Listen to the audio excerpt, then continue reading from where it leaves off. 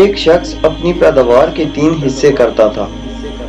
ایک حصہ اپنے کھانے اور اپنے بال بچوں کے کھانے کے لیے، اور ایک حصہ اللہ کے راستے میں خرچ کرنے کے لیے نکالتا تھا، اور ایک حصہ باغ کی دیکھ بھال کے لیے۔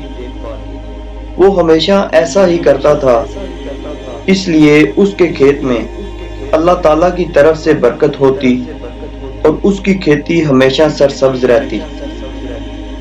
اگر اس کے پاس پانی نہ رہتا تو دوسری جگہ پانی برس کر اور بہہ کر اس کے کھیت میں آ جاتا۔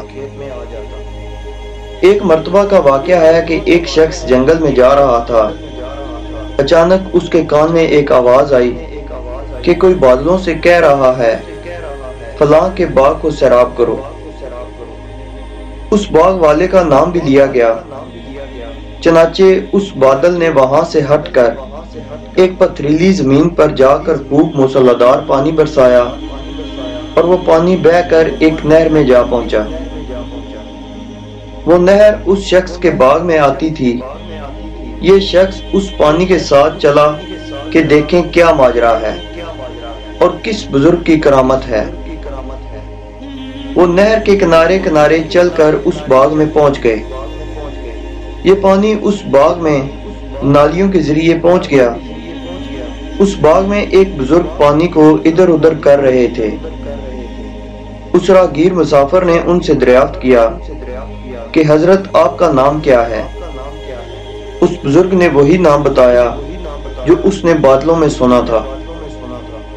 اس بزرگ نے راہگیر سے فرمایا، آپ میرا نام دریافت کیوں کر رہے ہیں؟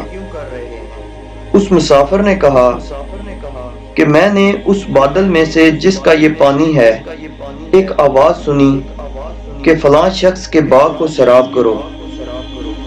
اس نے آپ ہی کا نام بتایا تھا۔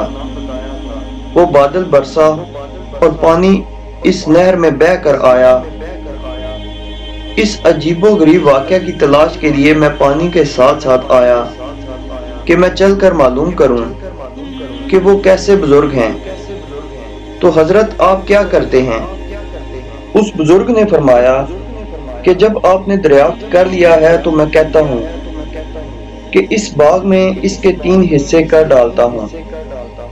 ایک حصہ اپنے بچوں کے لیے، ایک حصہ باغ کے خرچ کے لیے، اور ایک حصہ اللہ تعالیٰ کے راستے میں خرچ کر ڈالتا ہوں۔ اس لیے جب میرے باغ کو پانی کی ضرورت ہوتی ہے تو قدرت کی طرف سے اس کا انتظام ہو جاتا ہے۔